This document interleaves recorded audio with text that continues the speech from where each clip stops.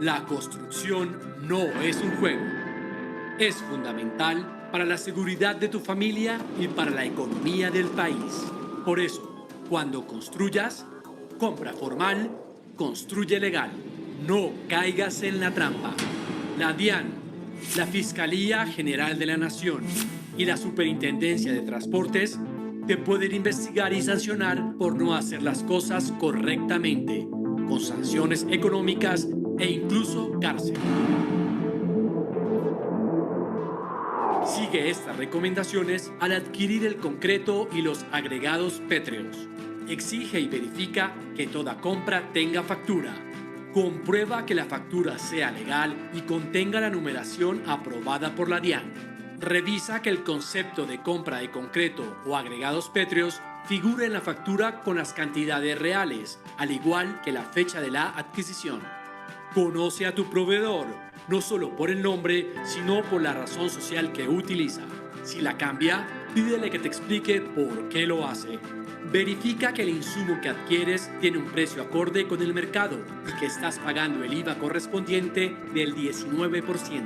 Desconfía de precios demasiado bajos en comparación con otros proveedores. Lo barato sale caro. No caigas en la trampa. Compra formal, construye legal.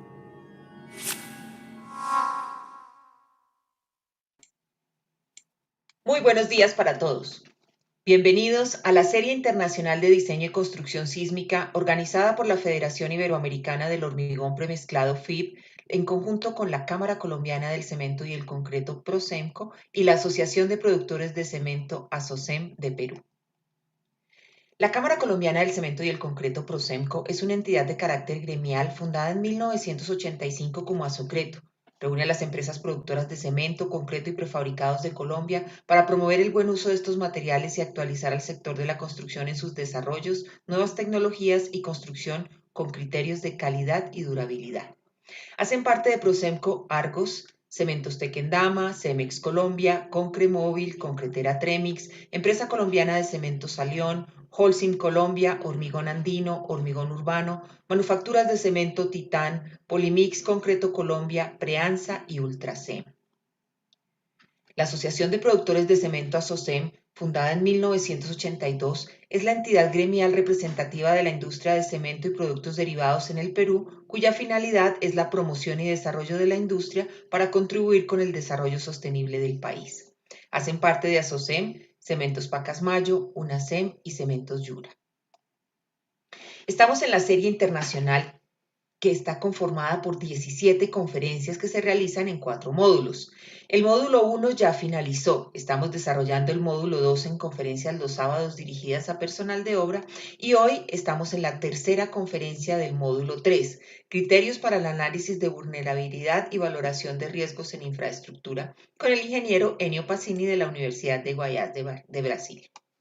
Recuerden que quienes se conecten en vivo al menos a 3 de las conferencias programadas en este tercer módulo pueden optar por su constancia de asistencia. En Zoom el registro es automático al ingreso. Para quienes están conectados por YouTube, en el chat vamos a publicar el link para que puedan registrarse y que su asistencia sea tenida en cuenta para la constancia. Noticreto, la revista técnica del concreto en todas sus aplicaciones, circula cada 2 meses en Colombia y Perú. En Colombia está en circulación la edición 165, un especial de inversión privada en infraestructura, y para los asistentes a esta serie residentes en Colombia, Noticreto tiene una promoción especial para suscripciones y renovaciones. 12 ediciones impresas por 99.900 pesos colombianos y recibes como obsequio el libro El concreto y los terremotos. El link para hacer uso de la promoción lo estamos publicando en el chat. Y en Perú, en este momento, circula la edición número 17, un especial sobre avances en tecnología y construcción en concreto, y la oferta de Noticreto para los residentes de Perú también es muy especial. Por estar asistiendo a esta serie, pueden acceder a un descuento del 50% en la suscripción que para Perú es virtual. Para hacerla efectiva, pueden escribir al correo electrónico k.loaiza@asocem.org.pe, que igualmente estamos publicando en el chat. Desde 1995, Procenco tiene al servicio del sector de la construcción en Colombia el Centro de Ensayo de Materiales CEM, un laboratorio de ensayos especializado en el desarrollo de planes de calidad de materiales y sistemas constructivos, acreditado en 34 de sus ensayos.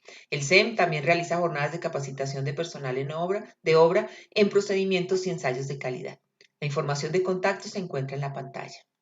Agradecemos especialmente a nuestros patrocinadores que con su vinculación hicieron posible este evento y la participación de todos ustedes de manera gratuita.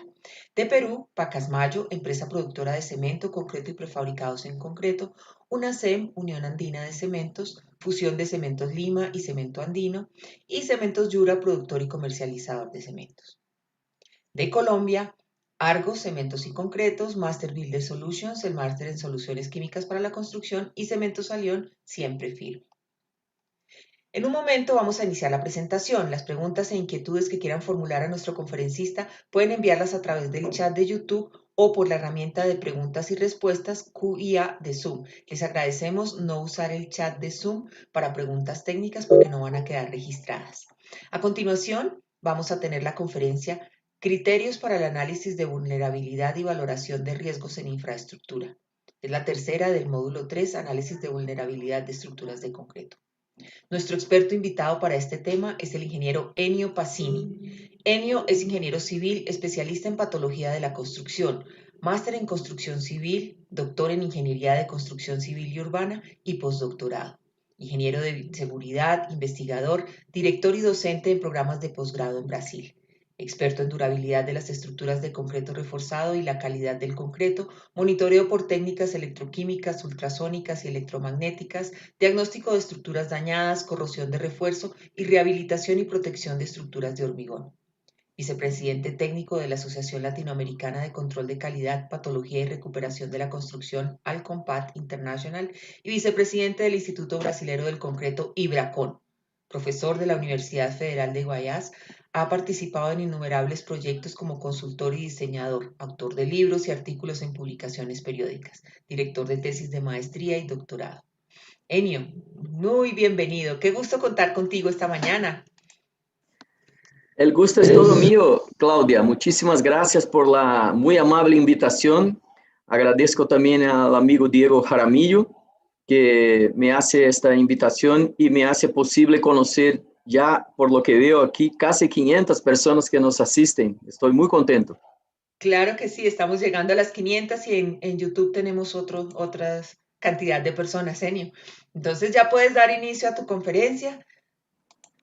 Si quieres, Muy bien. comparte la pantalla para darte el aval de que tenemos buen sonido de imagen.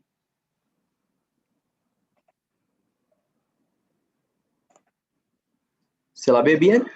Estamos viéndola perfectamente. De acuerdo, entonces. Vamos a Adelante, ello. entonces, Ennio, quedas con el auditorio. Nos vemos al final Muchísimas para las gracias. preguntas. Muchísimas gracias. Bien, queridos amigos que nos asisten, vamos a tratar de hablar sobre la vulnerabilidad de estructuras de hormigón, riesgos, ¿no? Riesgo de estructuras, de infraestructuras de hormigón.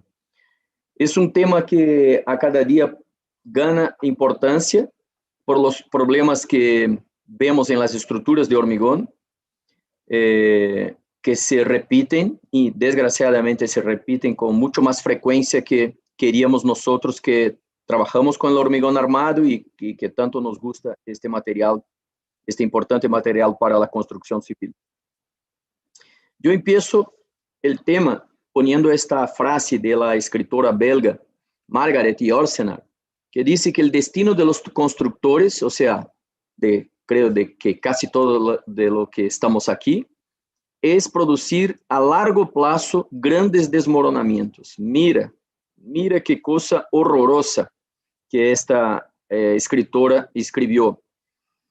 Bien, no, por supuesto no me gustó nada de leer esta frase, pero luego me he dado cuenta que escribió esto en otro contexto y que es una importante escritora, ya no vive más, escribió esto en otro contexto, pero me hizo pensar en nuestro trabajo, me hizo pensar en lo que sale en la prensa, en lo que escuchamos, en lo que veo en internet sobre nuestros trabajos. Y creo que en esta frase hay un problema muy grande. Algunos amigos me dicen, sí, profesor Enio, hay un problema que no es a largo plazo. Muchas veces a plazos muy cortos ocurre grandes desmoronamientos. Yo les digo siempre, no es el gran problema de esta frase, aunque sí es verdad que esto ocurre. El problema de esta frase está en el inicio, donde dice que es el destino. No es nuestro destino. Nuestro destino es producir maravillas, producir infraestructura que trae calidad de vida a la sociedad. Este sí es nuestro destino. Pero lo que pasa es que la sociedad ve en la televisión, en la radio, en internet, en todas las medias conocidas, ve problemas, ve que estamos vivenciando colapsos de estructuras de hormigón. Esta imagen yo también me gusta ponerla porque es una estructura, una obra de arte, llamamos acá en Brasil obra de arte, ¿no? Un puente, un viaducto, una pasarela, una obra como esta es una obra de arte que colapsó en servicio. Colapsó cuando los coches estaban por encima, o sea, andaban a 100 kilómetros por hora, 80, 110, 120 kilómetros por hora y colapsó. ¿Cómo puede ocurrir una cosa de esta? Es increíble. Yo estoy seguro que todos nosotros que estamos aquí, si tuviesen la oportunidad de estar en este puente para hacer una evaluación visual del puente, iba a encontrar algún cuadro de deformación excesiva, de fisuración, de corrosión, algo que pudiera decir que esto no estaba funcionando bien. ¿Y por qué ocurre entonces una cosa como esta? Ocurre porque mi país, quizá nuestros países, no cuidan de la última fase del proceso constructivo, que es la gran fase del proceso constructivo. No cuidan de la fase de uso y mantenimiento de las estructuras de hormigón. Muchas veces cuidamos mucho de las fases de planeamiento, de la fase de proyecto, de la fase de fabricación de los materiales, incluso de la calificación de los insumos. Cuidamos mucho de la construcción, de la ejecución de la obra, pero esta última fase, que es la fase del mantenimiento, uso, operación de las estructuras, no damos el mismo cuidado que cuidamos de las otras fases. Las cuatro primeras fases del proceso ocurren en un tiempo muy corto en relación al tiempo de vida útil de una estructura de hormigón. Entonces pueden ocurrir estas cuatro primeras fases en, yo qué sé, 6 meses, 1 año, 2 años, dependiendo del tamaño, ¿no? Y el tipo de edificación de obra. Pero la fase de mantenimiento es muy larga, y es aquí donde entonces se ve el problema de la vulnerabilidad de las estructuras de hormigón. Es aquí donde encontramos muchos problemas. Si recogemos, por ejemplo, a nuestra normalización que trata del desempeño de las edificaciones, vemos que en lo que se refiere a las estructuras, y ahí no está específicamente a obras de arte, a puentes, viaductos, pasarelas, estructuras grandes de infraestructura, y sí más para estructuras de edificaciones, hay un tiempo de BUP, vida útil de proyecto. O sea, el proyectista, el diseñador, tiene que dibujarla para que llegue a esta vida útil de diseño, de proyecto, de diseño, mínimo de 50 años, intermediario 63 años y superior 75 años. Eso es lo que dice nuestra normalización. Ahora, en la normalización de obras de arte, por supuesto, esto va a ser extendido. Aunque me parece un poco raro, ¿no?, que uno pida para que una estructura, una obra de arte, tenga una vida útil de diseño, de proyecto, o sea, sin ocurrencias de manifestaciones patológicas importantes de 120 años, 150 años, si conocemos el hormigón un poco más de la manera que conocemos, ¿no? Un poco más de 100 años. Entonces, estamos conociendo este material, es un material nuevo, y vamos a solicitar a los diseñadores que diseña una estructura, una obra de arte para tener una vida útil superior a 100 años, que es la edad que tiene el material, el hormigón armado nuevo, este que conocemos actualmente, desde el comienzo del siglo pasado. Bien, pero esto es lo que ponen ahí a nuestra estructura. Entonces, vamos a imaginar que el diseñador dibuje bien la estructura en términos de relación agua-cemento, o aglomerante, ¿no? En términos de resistencia a la compresión, en términos de espesor de recubrimiento de la armadura, en términos de apertura máxima de fisuras, de contenido mínimo de cemento, o sea está bien diseñada y concebida. Pero en su proyecto no llama la atención para algunas partes de la estructura, algunas partes importantes de la estructura. Y aquí traigo algunos ejemplos. Una junta no va a tener el mismo tiempo de vida útil de diseño, de proyecto, igual como va a tener la estructura de hormigón. Pero si la junta falla, va a llevar a problemas en las estructuras de hormigón. Mira qué puede pasar. Entonces, estaba bien diseñada la estructura, pero una de las partes de la estructura de hormigón que tiene vida útil menor de diseño, menor que la vida útil de la estructura de hormigón, falló y empiezan los problemas en la estructura de hormigón. O sea, no va a cumplir la vida útil de diseño, de proyecto que el diseñador imaginó. Otras partes, mira, aquí son otros ejemplos, ¿no? de fallo en la junta de movimentación. Y mira lo que puede pasar. Entonces, hay que llamar la atención en los diseños para algunas partes de las estructuras que no son exactamente la estructura, pero si fallan, disminuyen el tiempo de vida útil de diseño de las estructuras. Toda la parte de drenaje. El agua está bien, el agua es mala al comienzo cuando se fabrica un hormigón, hay que disminuir la relación agua-cemento. Después es muy buena para el curado del hormigón, pero luego durante su vida en servicio no pasa a no ser buena más. O sea, hay que quitarla de las estructuras de hormigón. Hay que tener un sistema de drenaje funcionando bien a lo largo de su vida útil de proyecto. Y si esto no pasa, problemas de lixiviaciones, problemas de corrosión, problemas de desplacamientos, o sea, hasta colapsos de las estructuras se tienen registros por problemas de mantenimiento a lo largo de la vida útil. Otra parte de la estructura, los aparatos de apoyo. Los aparatos de apoyo no tienen vida útil igual que la vida útil diseñada de las estructuras de hormigón. Hay que llamar la atención para su desempeño. Hay que decir, mira, esto hay que mantener, quitar, sustituir antes de los problemas en las estructuras de hormigón. Mira aquí en este caso, el aparato de apoyo está aplastado. Ya deja que las solicitaciones horizontales lleguen a la parte superior de la columna y a la parte inferior de las vigas.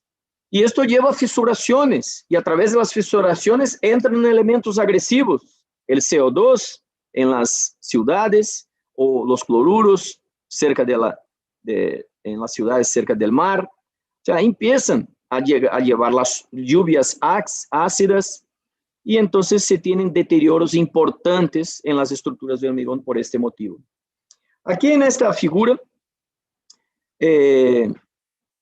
se define un poco lo que es la vida útil de diseño. Está aquí como vida útil de proyecto, vida útil de diseño, vida útil de servicio, que pueden ser varias, porque hay límites, ¿no? Límites de servicio varios en nuestras normalizaciones. Entonces hay vida de servicio 1, vida de servicio 2, y luego la vida útil última, aquella que está asociada al colapso de las estructuras. Se puede pensar en una vida útil residual, ¿no? Si se piensa en hacer actividades de recuperación, reforzamientos, protecciones durante el tiempo que se está evaluando una estructura existente.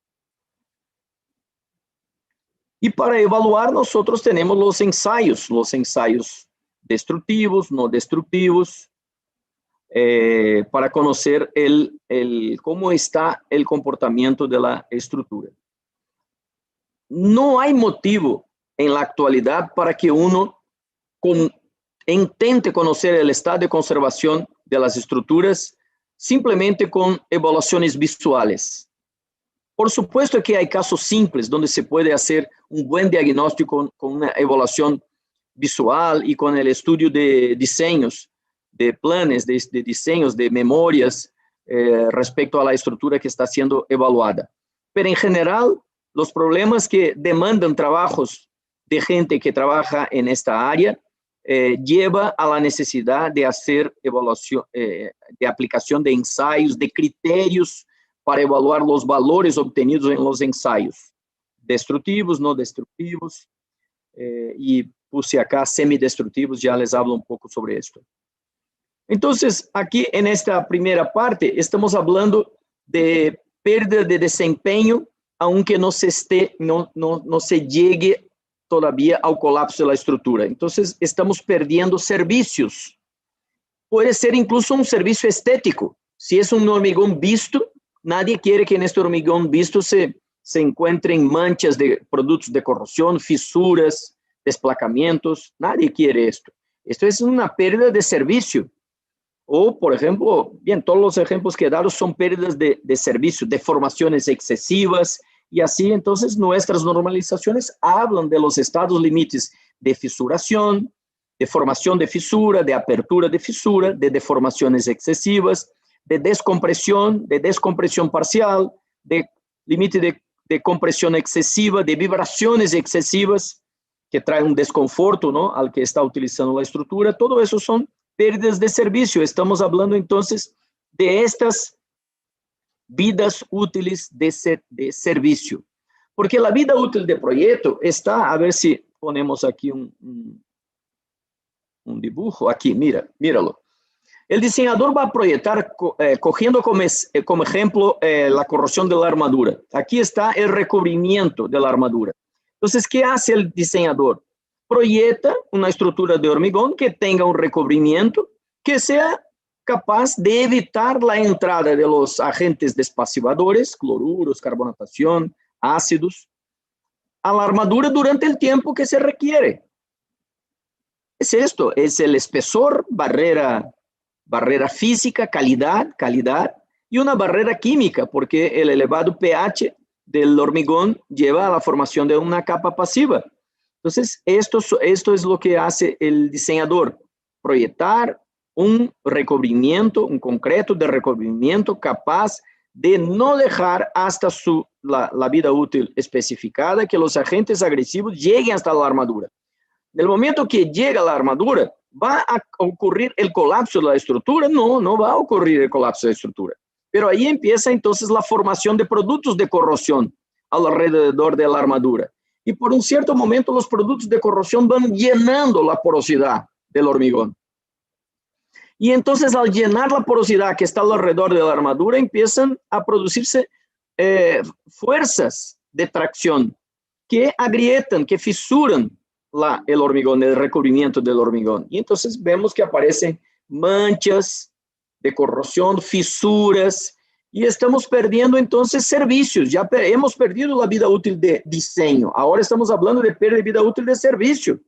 Porque nadie quiere que una estructura linda como esta, que es una estructura de hormigón blanco estructural de la Fundación Iberê Camargo, que está en Porto Alegre, Río Grande del Sur, en Porto Alegre, que presente un problema de manchas, de corrosión, de fisuraciones. Nadie quiere. O sea, el aspecto, la estética de esta estructura de hormigón es un servicio que la estructura tiene que prestar. Entonces se pierde servicio, se pierde vida útil de servicio si esto ocurre. Lo mismo si ocurre algo semejante a esta otra estructura del Palácio del Planalto, obra de Oscar Niemeyer en Brasilia, en Brasil. Es un hormigón visto, es una obra preservada por ley, o sea, no se quiere que se pierda este servicio. Pero si esto aparece, ¿va a colapsar la estructura? No va a colapsar la estructura. por supuesto. Otras como estas, ¿no? Esta perdió servicio. En este otro caso, la corrosión ha evolucionado y llega a un punto que el hormigón se desplaca. ¿La estructura va a colapsar? No, no va a colapsar. No va a colapsar, pero la persona o el coche que está ahí abajo, que lleva un trozo de este en la cabeza, puede morir. Puede morir. O sea, es una pérdida de servicio de esa estructura, porque ya está poniendo en riesgo la seguridad del usuario o de la seguridad de los bienes, ¿no? De un carro, de algo que esté, de un coche que esté por debajo de esa estructura. O sea, no estamos todavía hablando de pérdida de vida útil última, que está conectada con el colapso. Entonces, aquí hablamos de estado límite último que está en nuestras normalizaciones. Aquí sí, aquí ya estamos hablando de posibilidades, porque en ingeniería no se marca la hora, el minuto que va a colapsar la estructura, pero se evalúa la estructura, se utilizan criterios para decir, mira, esto está marchando, está próximo, tiene todas las posibilidades de que colapse en relación a lo que fue diseñado, especificado. Y entonces, en cierto momento, puede ocurrir un colapso de la estructura, como podéis ver en esta diapositiva que muestra una estructura cerca del mar, donde no se hizo el mantenimiento, siquiera se reconocía que estaba en un estado bastante avanzado de problemas de corrosión. En estas dos diapositivas se puede ver la cantidad de ensayos, de herramientas que uno puede utilizar para conocer el estado de conservación de una estructura existente y entender todos los mecanismos que han llevado a una cierta vulnerabilidad de la estructura de hormigón. Entonces hay extracción de testigos de hormigón, extracción de testigos de la armadura, esclerometría, ultrasonido, prueba de carga, profundidad de carbonatación, detección electromagnética de las armaduras para verificar la posición de las armaduras, estimar el recubrimiento de la armadura, estimar el diámetro de la armadura. Luego ya hablaremos de este ensayo que es muy importante. Hay gente que le llama de pachometría. Lo mejor es decir detección electromagnética de la armadura. Bien, si uno tiene el pachómetro, o sea, de la marca pachómetro, quizá puede llamar de pachómetro, ¿no? De pachometría, algo así. Pero yo, por ejemplo, utilizo otra marca, entonces ya no es pachometría, porque es una detección electromagnética de la armadura. Luego hay contenido y profundidad de avance de los cloruros, potencial de corrosión, resistividad eléctrica superficial del hormigón, resistencia a la polarización, impedancia electroquímica, intensidad galvánica, ruido electroquímico. Estas cuatro últimas son más ensayos que se hacen en el laboratorio, no a pie de obra. Absorción de agua o a gases, permeabilidad a agua, luego absorción de agua, luego permeabilidad al agua y a los gases, contenido de humedad, contenido de sulfatos y avance de los sulfatos, ensayos radiográficos, etcétera, etcétera, etcétera. Hay muchas posibilidades. Cada uno aquí he puesto ahí como ensayo destructivo, no destructivo, semidestructivo, un costo relativo entre ellos, la velocidad de obtención de los resultados, el daño a estructura que puede ser pequeño, moderado o grande, perdón, la realización, el local de realización, si es en laboratorio o es a pie de obra, y aplicación, por ejemplo aquí, contenido y alcance de los cloruros, es para evaluar la causa y el riesgo de corrosión. A estas otras que son resistencia a la polarización, que mide la velocidad de corrosión, el riesgo de corrosión. O sea, hay aquí contenido de sulfatos, causa y riesgo de deterioración del hormigón y corrosión en la secuencia. Entonces, esto está aquí en las diapositivas. Bien, los ensayos destructivos por supuesto, nos ofrecen resultados más próximos de lo que se encuentra, de lo que es la estructura, pero son destructivos. O sea, hay muchas otras posibilidades antes de llegar en el destructivo. El más clásico es aquel que utiliza, ¿no?, la extracción de testigos de la estructura para evaluar la resistencia a la compresión, el modo de elasticidad, la absorción. Muchas cosas se pueden hacer en un testigo extraído.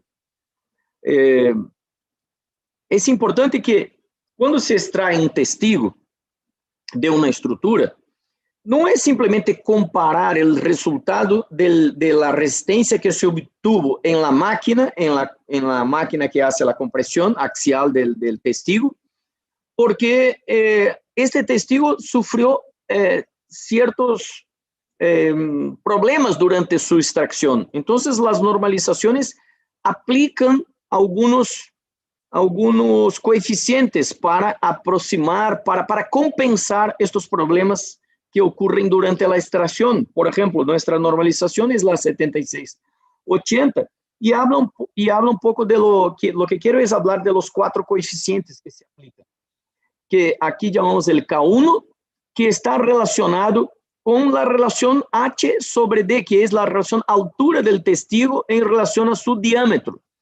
El patrón tiene una relación 2. En general es un diámetro 15 por altura 30, o sea, H sobre D, 2. O menor, sería un 10 de diámetro por 20 de altura, sigue siendo H sobre D, 2. O 75 por 15, porque cuando se piensa en extraer un testigo, lo mejor sería disminuir cuanto se pueda el diámetro del testigo, porque es un ensayo destructivo, estamos quitando una parte importante de la estructura. Y entonces, como no logramos extraer uno exactamente como es el patrón, a H sobre D igual a 2, tenemos que hacer una corrección de esto que es un K1, ¿no? Luego el otro, que es el K2, es con respecto al diámetro, porque es diferente. Cuando hacemos una extracción, se utiliza una corona diamantada y el lubrificante es agua, es así.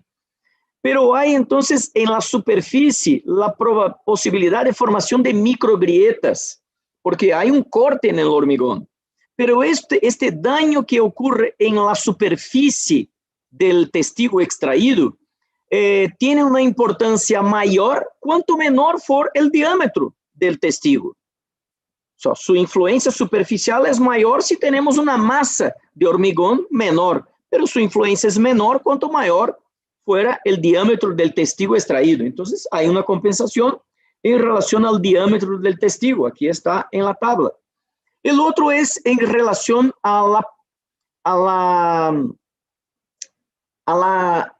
la posición de lanzamiento, de aplicación del hormigón. Si se aplica el hormigón en este sentido y si extrae el testigo de forma ortogonal a la aplicación, al sentido de aplicación del hormigón, hay que utilizar un coeficiente de corrección, porque es diferente extraer un testigo en el mismo sentido, por ejemplo, en una viga, en la parte inferior de la viga, o sea, la viga está rellenada, ¿no? El hormigón ha sido aplicado en ese sentido y vamos allá y podemos sacar un testigo en el mismo sentido de la aplicación del lanzamiento del hormigón. Y entonces hay que corregir en relación a esto. Y luego el último es en relación a la humedad del hormigón en el momento de su rotura en el laboratorio.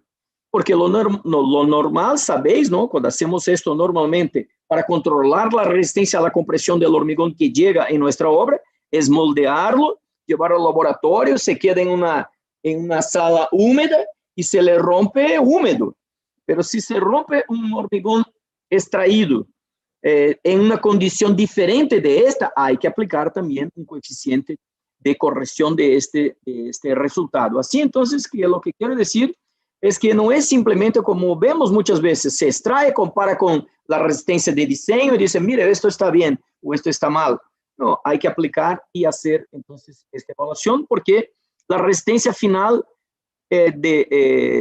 resultante de la aplicación de los coeficientes es 1 más todos los coeficientes multiplicado por la resistencia que se obtuvo en la prensa, en la máquina, en el equipo que hace la rotura de la probeta, del testigo. Bien, esto es un ejemplo solo.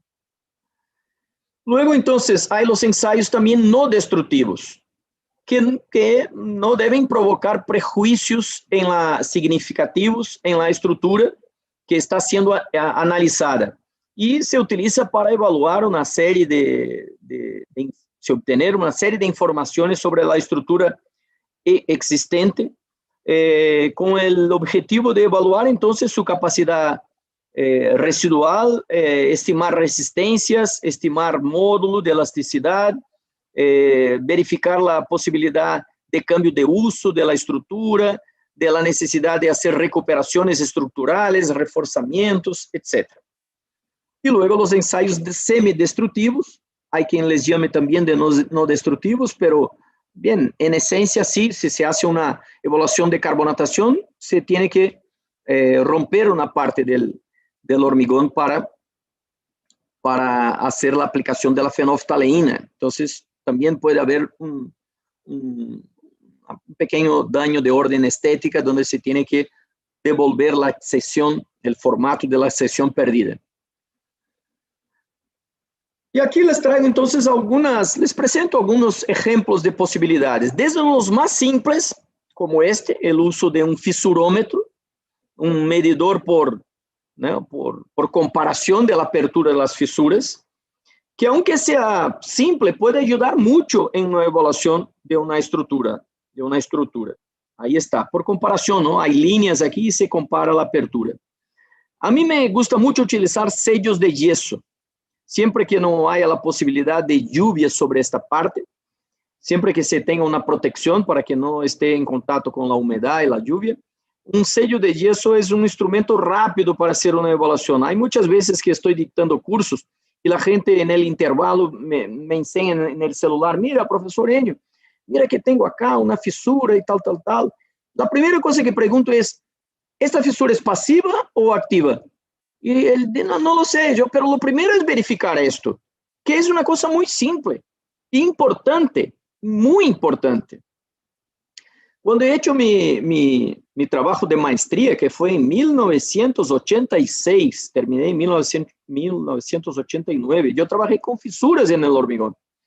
Y en casi todos los libros se habla de fisuras en el estado plástico o fresco y fisuras que se originan, ¿no?, en el estado fresco, fisuras en el estado plástico y fisuras en el estado endurecido. Pero para quien trabaja en el área de terapia de las estructuras de hormigón, de las edificaciones, de intervenciones, de recuperación, rehabilitación de las estructuras, tiene que tener esta información. Es decisiva, es muy importante para decidir cuáles son las técnicas y los materiales que se van a utilizar para rehabilitar la estructura fisurada. Entonces, es bastante fácil. Si es una evaluación en un tiempo mayor, dependiendo de la estructura, también se utilizan deflectómetros, medidores de deformación, tensotast, alongámetros, hay muchos nombres ahí, y quizá vosotros utilizáis uno de estos. Y entonces se utiliza en general en forma triangular en la estructura fisurada, donde se tiene unas pastillas, como ves acá, unas pastillas metálicas con un agujerito en el centro, para que se pueda medir con el alongámetro, con el tensotast, con el deflectómetro, las movimentaciones que pueden haber en esta estructura. Estas pastillas son adheridas con epoxi. Y aquí está un instrumento. Ves que vamos de los más simples, vamos a llegar a unos más complejos y más caros, por supuesto. Aquí tenemos la detección electromagnética de la armadura. Por sí solo, esta evaluación es importante porque ya se puede comparar, por ejemplo, la posición, el espaciamiento de las armaduras con relación a lo que se ha proyectado, diseñado. Esto ya es una información importante. Hay equipos donde se pone el espesor, el diámetro de la armadura, y se obtiene acá una estimativa de recubrimiento de la armadura, que es otra cosa, una información importante. O se le pone el recubrimiento y se estima el diámetro de la armadura. Lo normal es inserir el diámetro de la armadura y estimar el recubrimiento, pero se puede. Pero no es solamente por esta técnica, no tiene importancia solamente por esto. Es porque es muy importante utilizarla para mejorar la calidad de los resultados de otros ensayos. Por ejemplo, para hacer una extracción de testigo, es importante que se haga esto. Nadie quiere extraer un testigo que contenga una armadura. Además, dependiendo del área de armadura que esté en la sección, en el área de la sección del testigo, no se puede evaluar la resistencia a la compresión. Entonces, es bastante importante para este ensayo. Es muy importante para el ensayo de resistividad eléctrica superficial del hormigón. No se puede ubicar los 4 electrodos, el método de los 4 puntos, el método de Wenner. No se puede ubicar los 4 puntos en línea sobre las armaduras, porque la corriente aplicada en los extremos de los 4 puntos, va a pasar por la armadura. Y entonces vamos a decir, mira, este hormigón tiene baja resistividad, cuando en realidad es porque hemos puesto los electrodos para medir la resistividad eléctrica superficial sobre las armaduras. Entonces es extremadamente importante para la calidad, para la evaluación de los resultados de la resistividad eléctrica superficial. Otro, para ultrasonido. Nadie quiere poner el ultrasonido, el emisor y el receptor sobre la armadura, porque el sonido va a pasar de una forma más rápida por la armadura. Y entonces vamos a tener una respuesta equivocada de la calidad de este hormigón. Lo que quiere decir es que este ensayo es bastante importante para la calidad de otros ensayos, ¿de acuerdo? Además de su importancia, de la importancia que tiene por sus propios resultados. Esclerometría. En una estructura existente, en general, que está presentando un problema de vulnerabilidad, no se utiliza para estimar la resistencia a la compresión. Pero no es por esto que se va a decir que no es una evaluación, un ensayo menos importante. Yo lo utilizo mucho y para mí me parece muy importante evaluar la homogeneidad o la heterogeneidad de las estructuras, del conjunto de las estructuras que están siendo evaluadas. Incluso nos ayuda a decidir sobre en cuál elemento voy a hacer la extracción de un testigo. Porque es diferente de llegar en la obra y decir, mira, creo que vamos a sacar un testigo de esta columna, de aquella viga y de la otra columna, pero ¿por qué? Entonces, si hacemos un ensayo como este, que es barato en relación a otros ensayos, no es caro, es rápido, rápidamente se obtienen los índices esclerométricos, se puede evaluar en las estructuras, en el conjunto de las estructuras, cuáles serían las más importantes de serem evaluadas a través de una extracción de testigo, que es destructiva. Entonces, la utilizo mucho para esta situación. Si es una estructura nueva, por supuesto, donde todavía no hay la carbonatación superficial del hormigón, claro que se puede utilizar para estimar su resistencia a la compresión. ¿De acuerdo? Bien, entonces aquí ya pasamos y vamos para el ultrasonido. Este esquema nos muestra ahí cómo funciona. Es un generador de pulso ultrasónico que pasa por un cabo coaxial, llega al transductor emisor del pulso ultrasónico, que pasa a través del hormigón que estamos evaluando, llega al receptor, va a un cabo coaxial, llega a un amplificador y se mide un tiempo de paso del pulso de ultrasonido a través del hormigón. ¿De acuerdo? Es esto lo que hace. Se mide un tiempo. Por supuesto que los equipos tienen ahí softwares donde se puede estimar resistencia a la compresión y se puede trabajar con los resultados, ¿no? Con su homogeneidad, con su heterogeneidad. Pero yo lo tengo utilizado bastante para estimar la resistencia a la compresión y el módulo de elasticidad. La literatura habla que es factible evaluar el módulo de elasticidad dinámico, pero lo que hago es estimar el módulo de elasticidad estático de la estructura a través de esta técnica, por los 3 trabajos que he tenido la posibilidad de orientar, de supervisionar, de maestría aquí en nuestro grupo de investigación. Y entonces se tienen muchas situaciones diferentes, porque puede ser un hormigón de baja resistencia a la compresión, media resistencia a compresión o alta resistencia a compresión. Tenemos ecuaciones aquí que nos ayudan a estimar el módulo y la velocidad. Aquí les presento para un caso de hormigones con resistencia a la compresión entre 20 y 30 megapascales, por ejemplo, que son quizá la gran mayoría de estructuras que están siendo evaluadas por tener problemas. Bien, no quiero decir que con esto no voy a extraer testigos de la estructura, pero logro disminuir la cantidad de testigos extraídos. Esta es la intención.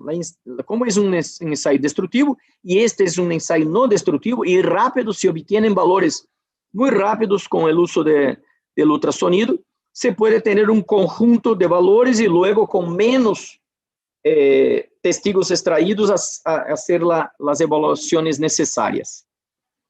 Les traigo un ejemplo del estadio del Corinthians, a Arena Corinthians, que fue construido para la Copa del Mundo del 2014, y durante la construcción pasó esto, ¿no? Se cayó el último segmento metálico de la estructura, de la cobertura, que pesa 420 toneladas sobre las estructuras. La dañó bastante, y entonces en el día siguiente estaba yo ahí haciendo la evaluación de las estructuras y luego haciendo los diseños, ¿no? Los proyectos, los diseños de rehabilitación de las estructuras. Les traigo este ejemplo porque he utilizado estas herramientas para estudiar justo lo que la vulnerabilidad, en este caso, de un elemento metálico que se cayó sobre la estructura. Entonces, mira, aquí, volvemos acá. Aquí está la grúa, el equipo que movía, ¿no? El segmento metálico, y esto se cayó. Es otro tipo de investigación, no era lo que estaba haciendo yo, pero se cayó esto y la estructura, entonces, la lanza de la grúa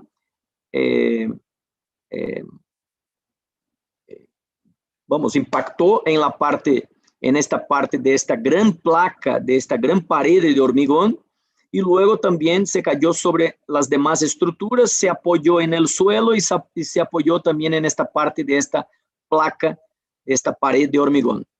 Entonces, aquí tenemos un impacto en esta parte. Hay estructuras que llegan en esta pared de hormigón, que están aquí, una viga, una losa, una viga, una viga, una losa, una viga, una viga, una losa, una viga. Y entonces, si vosotros pensáis, ¿no? O movéis esta placa en vuestra cabeza, por supuesto, movéis ella para que se piense ella como una losa y la impacta aquí en este caso, y tienen estos apoyos, que son las vigas y las losas, veráis que estas estructuras reaccionan a este impacto, y la estructura se mueve, se deforma de esta manera. Por tanto, entonces hay la producción de fisuras en este sentido, como se ve acá, fisuras en este sentido, porque aquí hay estructuras que limitaban la deformación. Entonces, la deformación ha sido así. ¿Qué he hecho? Con un instrumento simple, por eso estoy hablando de cosas más simples, luego cosas más complejas. Pero con un fisurómetro se pudo medir en muchas partes y de una manera rápida. Claro que hay que llegar hasta la estructura, hay también un problema de infraestructura para llegar a las estructuras. Y entonces aquí había, ¿no? una jirafa, un instrumento que me llevaba ahí, y entonces hacíamos medidas. Estas son medidas de apertura de fisuras antes de la remoción de la cobertura metálica, del segmento metálico que se cayó, y luego las medidas de apertura de las fisuras después que se quitó el elemento metálico. Entonces se pudo ver que hubo una reducción, o sea que hubo una deformación elástica, porque la estructura volvió, y luego una deformación plástica, ¿no? que se quedó en la estructura residual. Y es esta deformación residual que tendrá que ser corregida. O sea, tenemos que inyectar o adhesivo de base epóxi o poliuretano estructural que sea capaz de llegar a las partes más pequeñas de esta estructura fisurada para recomponer su capacidad portante y su durabilidad, porque por estas fisuras van a entrar agentes agresivos. Y entonces, con estos resultados, se puede hacer especificaciones. Mira, para fisuras de apertura menores a 0,3 milímetros, por ejemplo, hay que buscar en el mercado aquí, menores que 0,3 milímetros. Hay que buscar en el mercado productos que tengan una viscosidad menor o alrededor de 100 centipoas, porque si no, no entra. No entra, e incluso dependiendo del equipo puede producir una presión interna capaz de producir otras fisuras. En cambio, para fisuras de apertura mayor, sí se podría entonces utilizar los más comerciales que tienen ahí alrededor de 200 centipoas o 300, algo así, que entran en fisuras mayores sin problemas, sin que se utilicen presiones elevadas. También en este caso se han utilizado medidas con el ultrassom. Aquí podéis ver las velocidades obtenidas en metros por segundo. Y se puede en un comienzo se puede evaluar la homogeneidad de los valores para saber, mira, ¿será que hubo fisuraciones internas? ¿Estas fisuras son importantes o no, las que se pueden ver? Entonces aquí es en una estructura donde visualmente no se ve fisuras, pero ¿cómo podría estar internamente después de un impacto tan grande de una estructura de 420 toneladas sobre las estructuras de hormigón? Porque en las que presentan fisuras visibles, nosotros vamos por un camino. En estas que no hay fisuras visibles, tenemos que tener la seguridad de que ella esté íntegra, incluso internamente. Entonces, la técnica de evaluación, de utilización del ultrasonido es importante. Aquí se puede ver en esta estructura, en este ejemplo, una homogeneidad bastante grande de los valores. No hay fisuras visibles. Se puede estimar la resistencia a la compresión y comparar con el proyecto. Y entonces aquí se estimó en 25 megapascales y era la resistencia característica del proyecto. Se estimó el módulo en 23 gigapascales y el módulo de proyecto era 21 gigapascal. O sea, todo llevaba a creer que internamente no habían problemas. Se utilizó la técnica en muchas otras estructuras y se estudió su homogeneidad, se estimó la resistencia, el modo de elasticidad y todo llevaba a creer que no habían problemas internos en algunas estructuras y entonces basado en esto, estas estructuras que estaban en estas condiciones no han sido rehabilitadas. No se han hecho ninguna intervención en esas estructuras. En algunas columnas, como había una preocupación bastante grande, eran estructuras muy importantes que eran premoldeadas y no había condiciones de producirlas para un tiempo tan corto, porque ya se acercaba el inicio de la Copa del Mundo, pero tampoco en la calidad de consultor de esta obra, yo no podía dejar de evaluarla y decir, mira, si hay problema, que se puede hacer, dejar registrado esto. Y entonces utilicé también la técnica de ecopulso ultrasónico. En la técnica de ultrasonido hay dos transductores, uno emisor y otro receptor. En este caso no, hay 9, en este equipo que he utilizado, son 9 transductores emisores, 9 transductores receptores. Esto pasa sobre la superficie de la estructura, se tiene una respuesta en frecuencias de paso. Aquí también es muy importante registrar la posición de las armaduras para entender los resultados que se obtiene con ecopulso ultrasónico, una vez que este sensor pasa sobre la superficie del hormigón y entonces se verifica respuestas del hormigón y respuestas de las armaduras que están ahí en la estructura. Entonces también ha sido bastante importante en la evaluación general. Al final, esta grande placa de hormigón ha sido recuperada con la técnica de inyección de adhesivo de base epóxi con distintas viscosidades. Las columnas, después de la evaluación que se hizo, se verificó que no había necesidad de hacer nada en las columnas. En las vigas para pecho se han hecho, en algunos tramos, la recuperación estructural con micro hormigón. En algunas otras partes, como en esta parte, se hizo nuevas estructuras. Las losas alveolares premoldeadas, se hizo una sustitución de estas losas, o sea, se quitaron las fisuradas y se han repuestos nuevas porque es una pieza de fácil reposición, no se quiso rehabilitarlas. Ok, en lo que se refiere a los cloruros, cuando el problema de vulnerabilidad de la estructura es la corrosión de la armadura, se tiene que evaluar dos cosas. Una es la presencia de cloruros internamente y otra es el avance de la carbonatación. Son las dos cosas principales. Por supuesto, si hay ataque ácido también, porque el ácido disminuye el pH del hormigón. No es solo la carbonatación que disminuye el pH del hormigón, el ataque ácido también.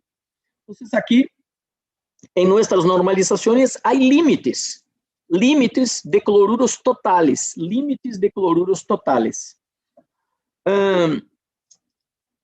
Bien, cogemos como ejemplo, hay límites para hormigón protendido, pretensado, porque en esta condición no se quiere que el hormigón tenga un mínimo de cloruros libres, porque en este caso es una corrosión intergranular, es una corrosión muy peligrosa porque no hay producción de cantidad significativa de productos de corrosión que van a agrietar la estructura.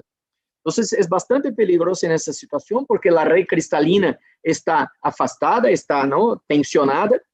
En este caso, por eso es mínimo 0,05% de cloruros en relación a la masa del cemento. Casi siempre es en relación a la masa del cemento.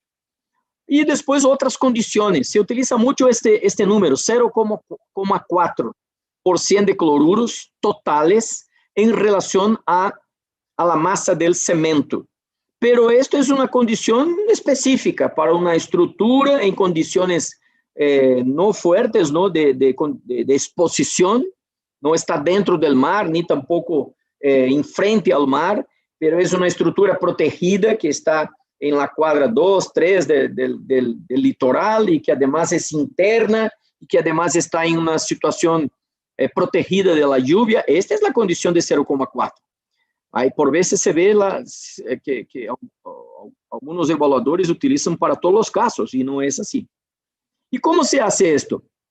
Se hace eso extrayendo, voy a volver aquí para no, se hace extrayendo una parte de la estructura, enviando al laboratorio, y el laboratorio va a decir cuánto de cloruros totales hay en la estructura. Hay que dejar esto muy claro porque hay una extracción con agua, que es extracción para verificar cloruros libres.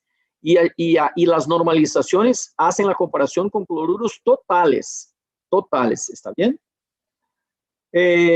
Además, hay otra forma de evaluar que no es cuantitativa, es calitativa, pero es un calitativo bueno, porque nos dice si hay cloruros libres, que son los que provocan la corrosión. Entonces, es la aspersión de nitrato de plata. Bien, es hacer una solución acuosa, no es alcohólica como es la solución de fenolftaleína para la carbonatación. Aquí es acuosa. Y de 0,1 normal, esta es la solución. Se rompe una parte del hormigón y se le aplica. Y dos cosas pueden ocurrir. O los cloruros pueden estar combinados o no hay cloruros libres, o no hay cloruros combinados o no hay cloruros, o existen cloruros libres, que es lo que detecta la técnica.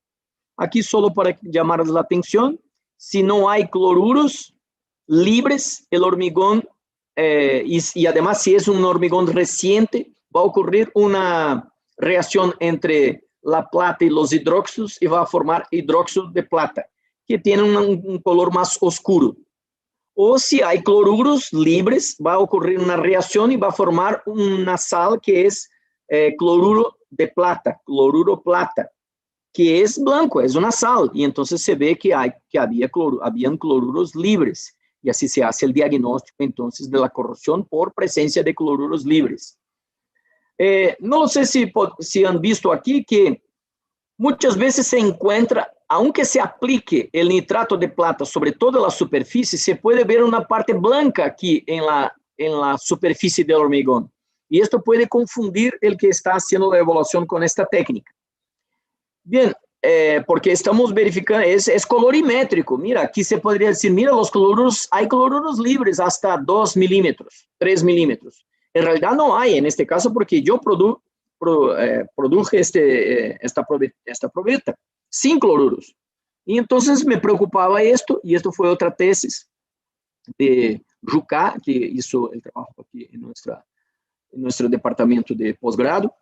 Y entonces hemos verificado que cuando el hormigón está en proceso de carbonatación, ahí en la superficie del hormigón, hay la posibilidad de formar otra sal, que también es blanca, que es carbonato de plata. Aquí está o carbonato de plata.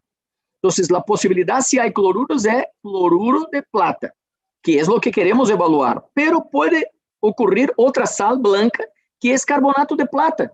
Y entonces yo me preguntaba, ¿y cómo voy en algunos casos, cómo voy a decidir sobre cuál la sal?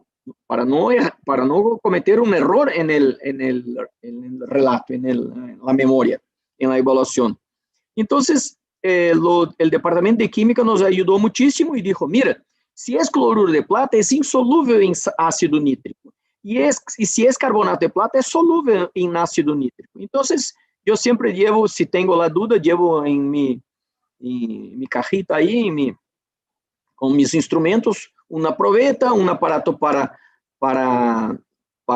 tomar un poco de esta parte blanca, ácido nítrico, y entonces hago esta prueba aquí que podéis ver muy rápidamente, que si es cloruro de plata, con ácido nítrico no hay dilución.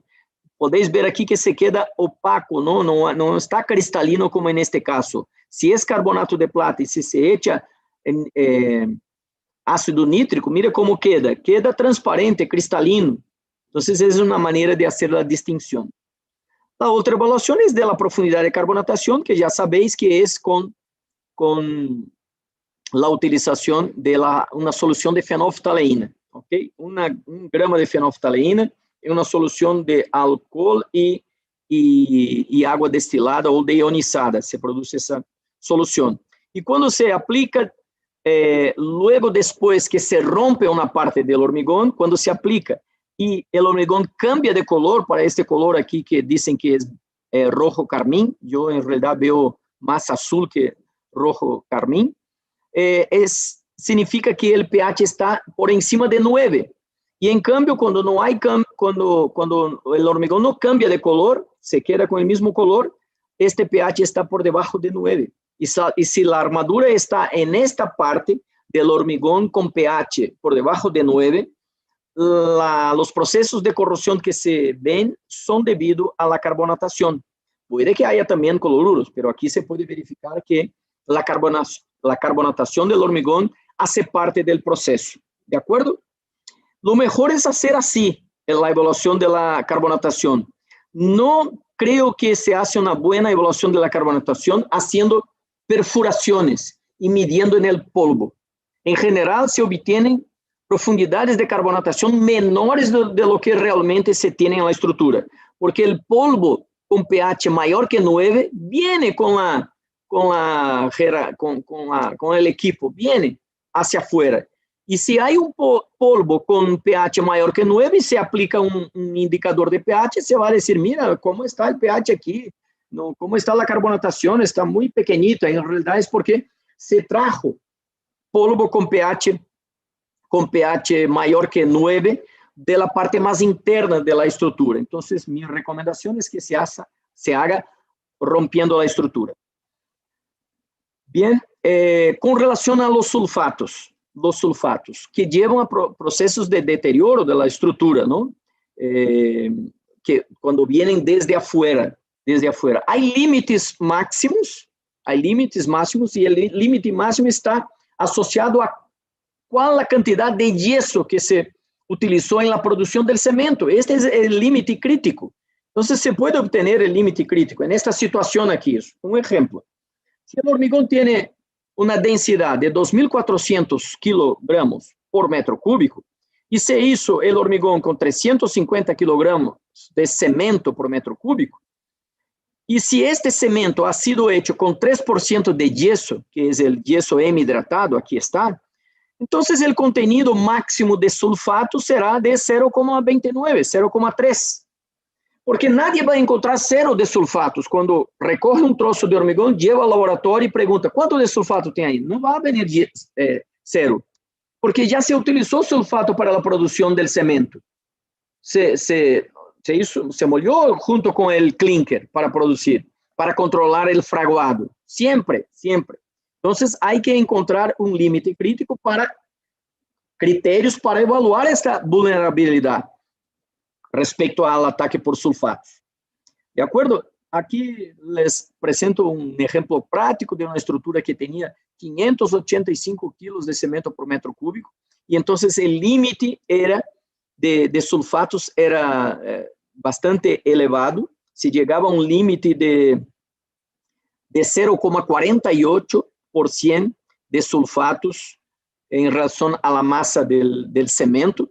Y entonces los resultados obtenidos eran de 0,1830, aquí están. O sea, no había ataque por sulfatos. Los procesos de degradación que habían en la estructura no eran debido a la expansión por sulfatos.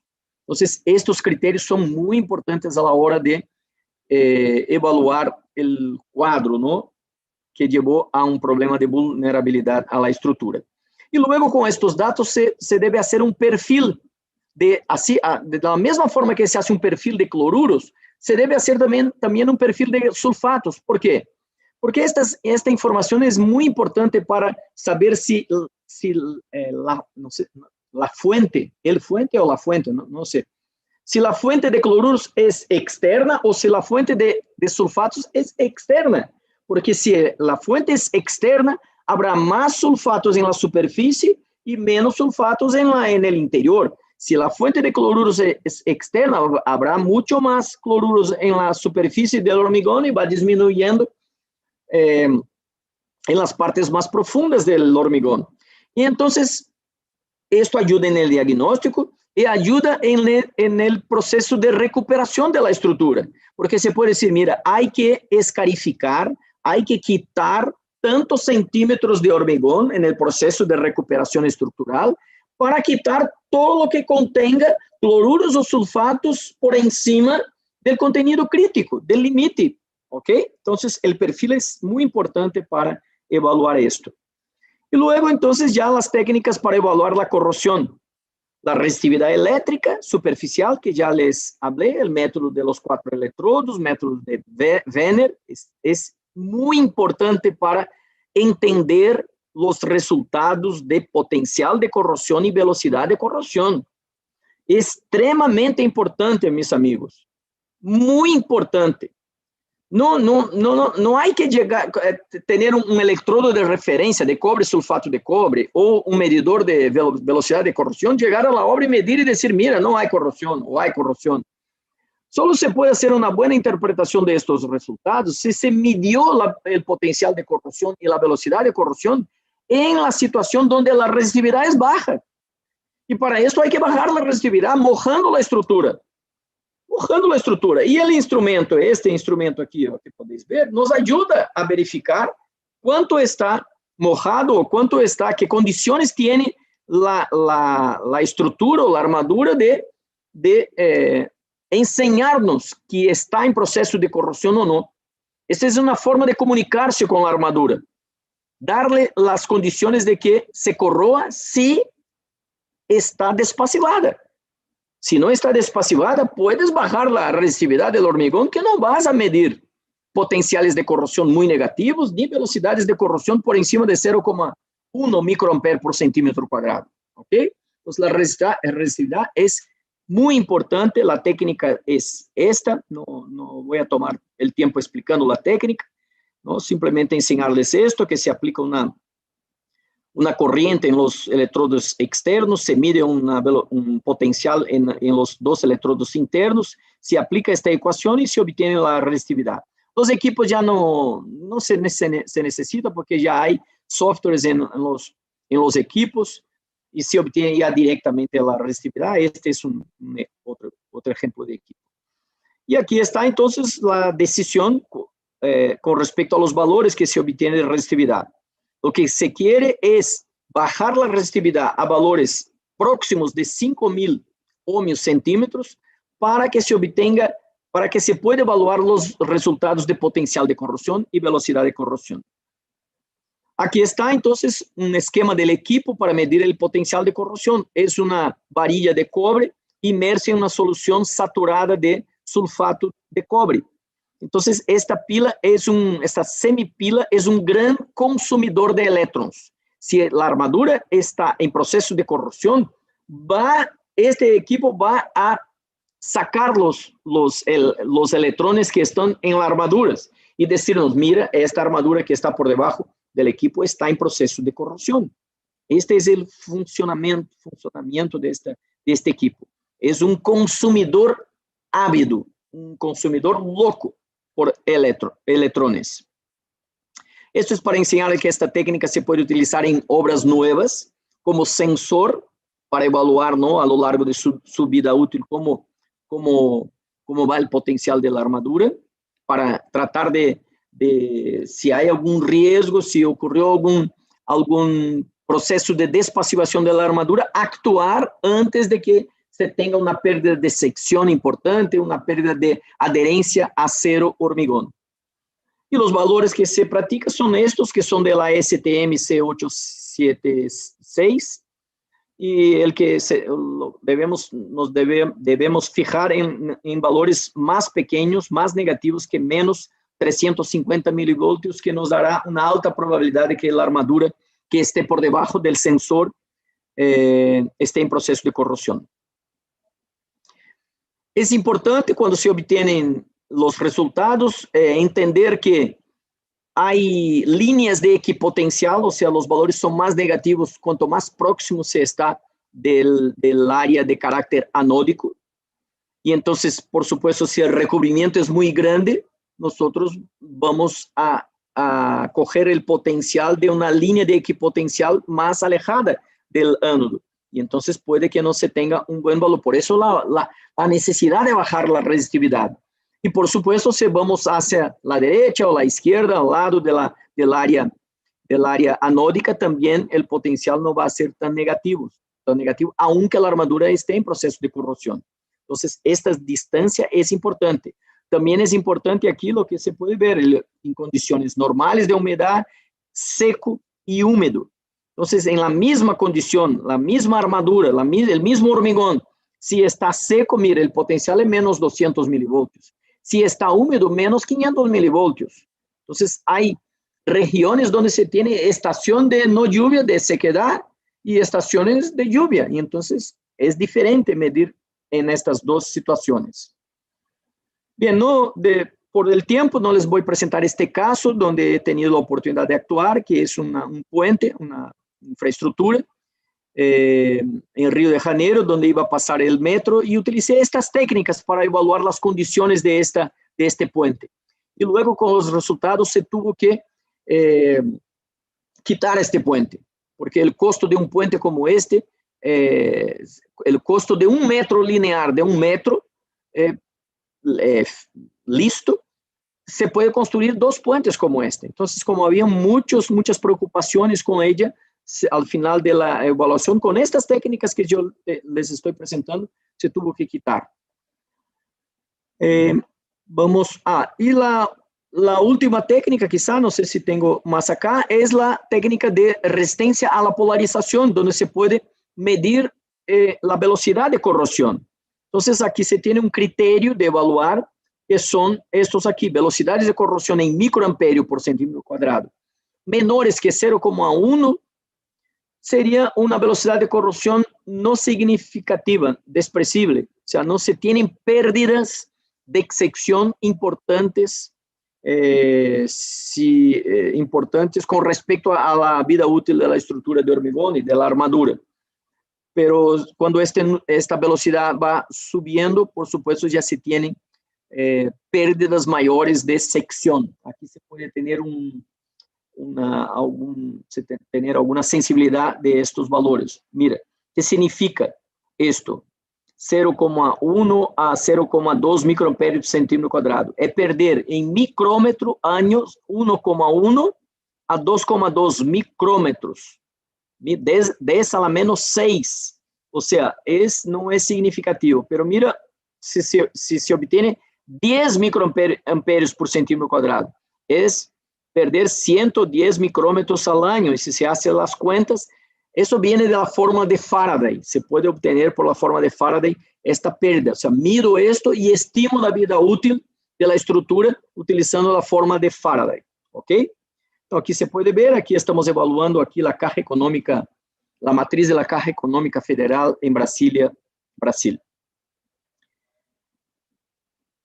La prueba de carga, tenía aquí un video, pero no les voy a pasar. Simplemente decir que la prueba de carga es otra manera de evaluar, ¿no? Cuando ya presenta riesgos de formaciones, entonces se utiliza. Es importante decir que la prueba de carga es no destructiva, es muy importante, porque ya he visto pruebas de carga que llevan a la rotura, al colapso parcial de estructuras.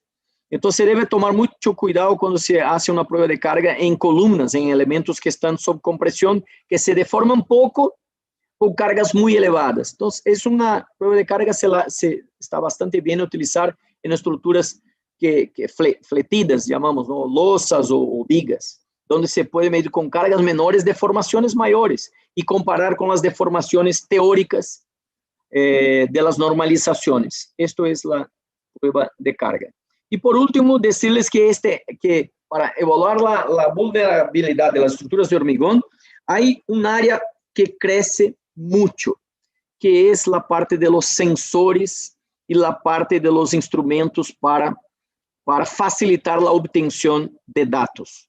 Hay robots, hay drones, hay sensores de velocidad de corrosión, sensores de potencial, sensores de humedad, sensores de deformación, que se puede aplicar en obras nuevas, o en obras rehabilitadas, o posibilidades de instrumentos para obtener informaciones visuales por drones, por robots que entran en reservatorios, que entran en tuberías, y esto va a facilitar cada vez más nuestros trabajos. Aquí se puede ver un robot entrando en una tubería y filmando lo que está ocurriendo en la tubería. Bien, queridos amigos, me quedo a vuestra disposición. Muchísimas gracias por la oportunidad, Claudia, Diego, Pili. Gracias una vez más. No, gracias a ti, Enio, por la conferencia que nos has presentado. Como siempre, ha sido supremamente claro y con mucha información interesante. Muchísimas gracias. Quiero también agradecer.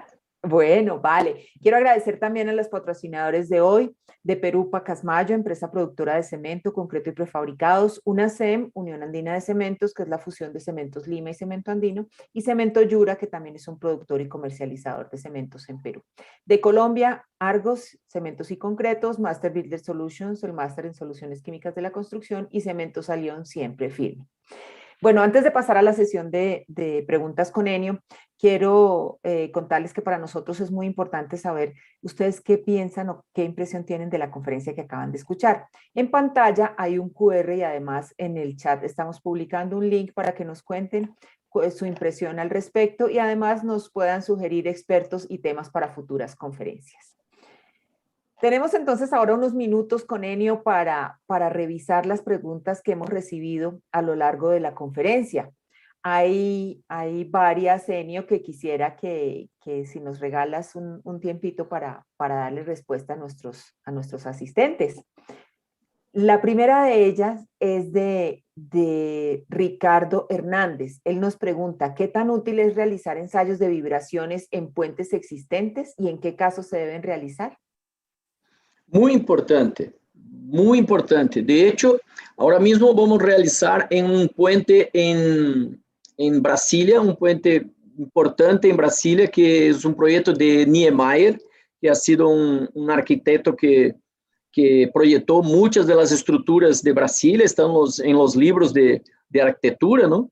Y entonces ahí tenemos que hacer ensayos de vibración para entender, para verificar si las vibraciones están asociadas a los problemas estructurales que se han encontrado en la estructura.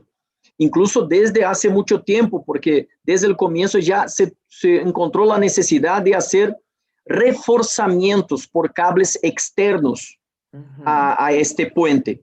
Y ahora, como se pudo ver fisuras diferentes de la época, y se tendrá que repetir los ensayos de vibraciones dinámicos, porque los camiones que pasan ahora sobre este puente tienen cargas mayores, la velocidad es distinta de la época, entonces se tendrá que utilizar. Otra situación para nuestro amigo Ricardo, ¿no? Que preguntó, Ricardo, a sí. preguntar. Ricardo, también hemos utilizado mucho en los estadios de fútbol, para la Copa del Mundo y para las Olimpiadas. Digo por mi experiencia propia, hemos tenido que hacer, ¿por qué? Porque muchas de las vibraciones que se aceptaban en las estructuras de los estadios de fútbol antiguas ya no se aceptan para los estadios, las arenas de estos eventos, Copa del Mundo, Olimpiadas. Entonces, hemos tenido que evaluar y lograr disminuir la frecuencia de estas estructuras.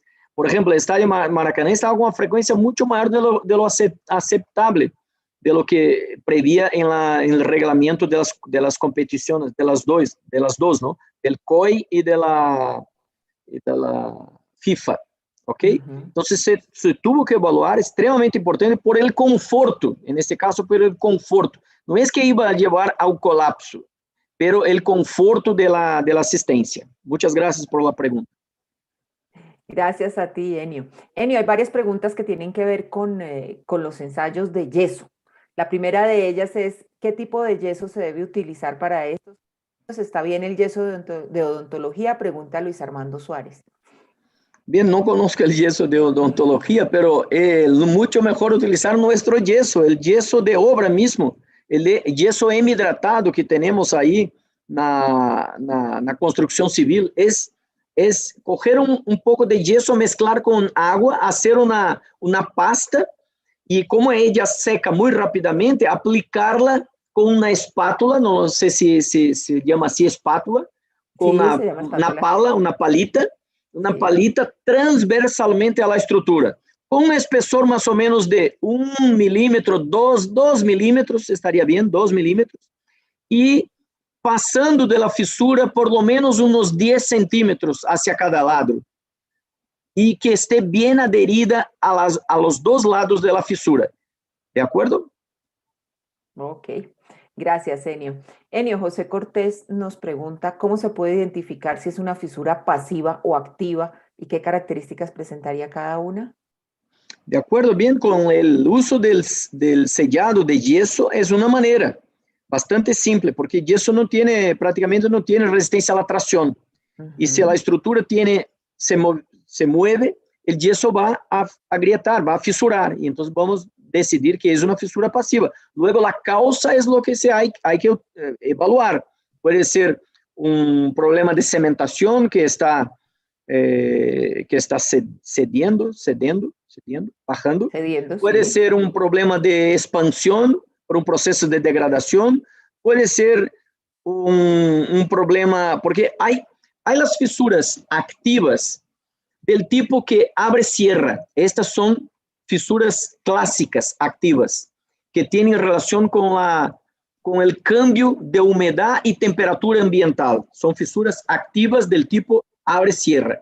Hay las fisuras activas, que son activas progresivas, solo abren, son activas, pero solo abren. Ataque por sulfato, expansión por sulfato, reacción a alcali árido, corrosión de armadura, solo abren, no se cierran, abren, hasta provocar otro problema, ¿no? Y hay aquellas que son activas, progresivas, temporarias. Mira qué lindo esto. Activas, progresivas, temporarias. ¿Por qué? Porque se abren y solamente crecen en apertura. Pero después de un año y medio, no abren más, se quedan pasivas. Es el caso de las fisuras por secado, fisuras de retracción por hidratación o por secado. Son activas, progresivas, temporárias. O sea, hay las activas progresivas, hay las activas progresivas temporárias y luego hay las pasivas sobrecarga. Fisurou por sobrecarga, quitou a sobrecarga, passiva. Incêndio, fisurou a estrutura, quitou o incêndio, passiva. São exemplos clássicos de passivas. Ok. Bueno, muchas gracias, Enio. Enio, ¿vale? Sergio Enrique Murcia nos dice, ingeniero Enio, ¿qué referencias puede transmitirnos para estimar o calcular la vida útil residual de una estructura existente a partir del frente de carbonatación? Mira, se utiliza, bien, si vais a la literatura, y nosotros en nuestras investigaciones utilizamos ecuaciones enormes, pero vamos para la más simple, o sea, pie de obra, ingeniero que tiene que dar rápidamente un dato para la toma de decisión. Es espesura de carbonatación es igual a K raíz cuadrada del tiempo. Así. Entonces, así espesura de carbonatación, ¿dónde la encuentro? Rompo la estructura, aplico la fenolftaleína y mido el espesor de carbonatación. Ahí está. Ahora, K, que es lo que quiero saber, raíz cuadrada del tiempo. ¿Cuánto tiempo tiene esa estructura? 9 años, 16 años. Puse 9, 16 porque la raíz cuadrada es más rápido. Entonces, será 3, será 4. Entonces, dividiendo entonces el espesor de recubrimiento por la raíz cuadrada del tiempo, tengo el K, que es un coeficiente que traduce todas las características de esta estructura de hormigón y el ambiente que está alrededor de la estructura. Con este capa yo puedo hacer la previsión de término de vida útil de diseño, de proyecto de la estructura.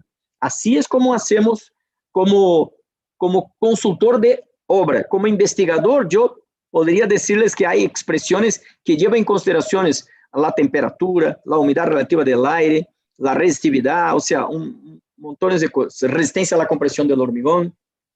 Ok. Vale, muchas gracias, Enio. Enio, Jaime Correa nos dice, muy buena exposición, ¿por qué no se debe hacer fenolftaleína sobre cilindros extraídos? Bien, yo no he dicho esto, pero también puedo decirles, puedo hacer bien, primero lo que he dicho, taladro, ahora me acordé la palabra, si se coge un taladro y empieza a perforar la estructura, va a salir polvo, ¿ok? Polvo. Entonces, este polvo está mezclando, si vamos más hacia adentro, estamos mezclando polvo que tiene pH mayor que 9 y polvo de la superficie que tiene pH menor que 9. Si mezclamos y aplicamos la fenolftaleína, va a registrar pH elevado.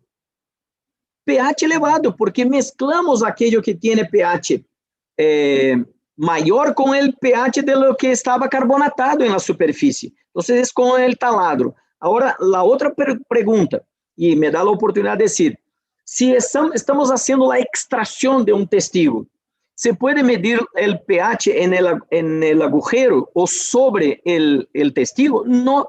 ¿Por qué? Porque la lubrificación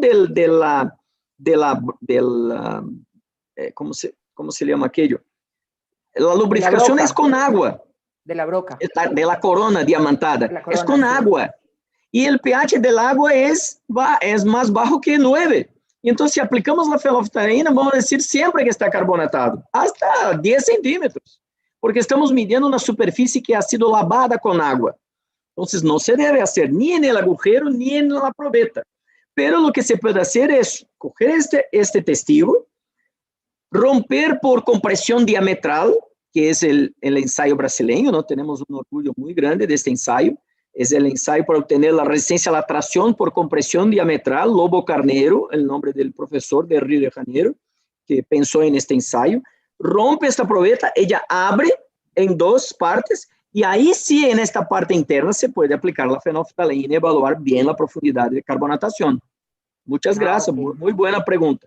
Bueno, gracias, Enio. Enio, ya para terminar, nos quedan un poco de preguntas pendientes que vamos a enviártelas para ver si es posible darles respuesta, Enio, porque hay muchas muy interesantes aquí, pero en razón del tiempo ya no podemos extendernos más.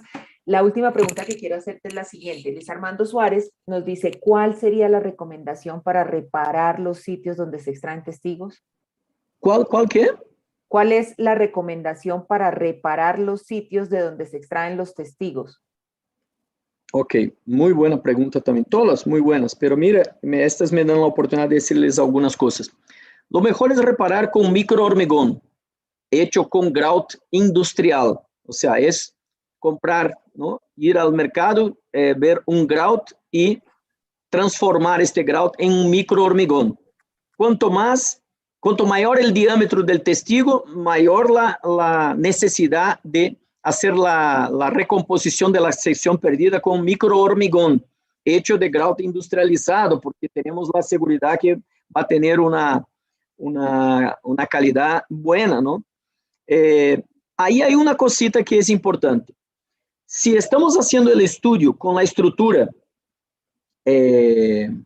como apuntalada, se tiene que tomar un cuidado un poco mayor, porque hacemos la extracción, pero la estructura está apuntalada, o sea, no está cargada.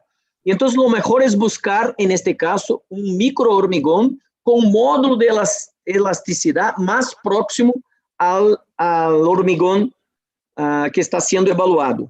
¿Por qué? Porque cuando se quita el apuntalamiento y la estructura va a deformarse, si utilizamos un grout de 70 megapascales, 80 megapascales, 90, que son los buenos que están en el mercado, vamos a tener deformaciones diferentes del hormigón de la estructura que está siendo evaluado, que tiene 20 megapascales, 25 megapascales, 30 megapascales, y otro que tiene 80. Entonces, ahí puede haber un problema. Si la extracción del testigo es en una estructura que no está apuntalada, entonces este problema ya no hay, pueden escoger cualquiera que tenga una resistencia mayor que la estructura original. Ok. Bueno, muchas gracias, Enio. Con esto damos por terminada nuestra sesión de preguntas y la conferencia del día de hoy. Agradecemos tu buena disposición para compartir siempre tus conocimientos y tu experiencia con nosotros. Queremos tenerte seguramente nuevamente aquí en este set para seguir hablando y para vernos. Nos veremos en Cartagena el año entrante para la reunión del Concreto 2022. Ojalá. Todos también los invito. Si todo va bien, estaremos en septiembre 21 al 23 de 2022 en Cartagena con un evento sin precedentes. Claudia, ¿puedo invitar a la asistencia a nuestro Congreso Internacional de Alcompat Internacional? Claro que sí, Enio, adelante. Bien, Alcompat Internacional es una institución sin fines lucrativos, todos saben, es un grupo de voluntarios que trabajan en Alcompat Internacional y la asociación está cumpliendo este año 30 años de existencia. Empezó en 1991 en el primer congreso en Argentina, en Córdoba, Argentina, ya pasó por muchos países y este año, pena que tenemos ahí, ¿no? El problema de la pandemia, es en Brasil, pero será online. Entonces, en conmemoración a los 30 aniversarios de Alcompat Internacional. Les invito entonces a entrar en el site de Alcompat Internacional y buscar la información para hacer la inscripción en el Congreso. Va a ser un lindo Congreso con la presencia de mucha gente y una conmemoración importante para la asociación. Gracias por el espacio, Claudia. No, con mucho gusto, Enio. Muchas gracias a ti por la conferencia de hoy. Agradecemos también a nuestros patrocinadores Pacasmayo, UNASEM y Cemento Yura de Perú, y a Argos, Master Builder Solutions y Cemento Salión de Colombia. Con su vinculación comercial, ellos hacen posible que programemos módulos como este y llegar a ustedes con conferencias de manera gratuita. Ensayos que se deben hacer en obra al concreto. La cita es el sábado 3 p.m. hora de Colombia, Perú. Los invito a asistir y compartir el link de registro con sus colaboradores en obra, encargados aquellos del manejo del concreto, maestros, oficiales, ayudantes, personal técnico y residentes. Se trata de conferencias prácticas de muchísima utilidad. Y ASOCEM Perú invita al curso del módulo 3 de pavimentos rígidos, mantenimiento y conservación vial de pavimentos rígidos, con la ingeniera Gabriela Eguiluz. Este se realizará mañana miércoles 8 y pasado mañana jueves 9 de septiembre de 7 a 9 de la noche hora Colombia, Perú. Quienes estén interesados pueden obtener información o tramitar su inscripción escribiendo a contacto@asocem.org.pe. En el chat estamos publicando el correo electrónico. Y les cuento que del 28 de septiembre al 1 de octubre vamos a tener la RC 2021, la reunión del concreto virtual, un evento con lo último en tecnología del diseño y construcción con cemento, concreto y prefabricados. El programa, que tiene más de 60 conferencias especializadas con más de 60 expertos, ya está disponible en la página web www.reuniondelconcreto.com y ahí mismo pueden realizar su inscripción. En el chat vamos a dejarle el link. Y en el marco de esta RC 2021, toma nota, Enio, se va a realizar el tercer concurso estudiantil iberoamericano del concreto. Esta versión será sobre pavimentos de concreto. Es la oportunidad de los estudiantes de toda Iberoamérica de recibir capacitación sobre diseño de pavimentos de concreto y participar en el concurso.